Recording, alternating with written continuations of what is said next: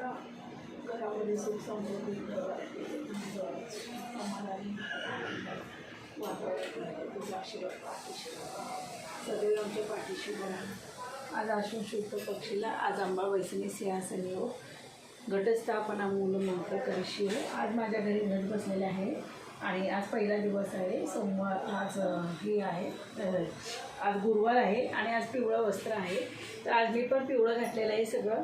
आणि हे बघा, तर माझ्याकडे असे घट बसलेले आहेत। देवीची पूजा मी अशी केलेली आहे, देवांची फोटोंची पूजा मी अशी केलेली आहे।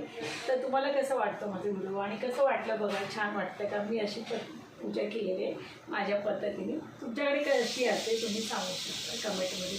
बाय।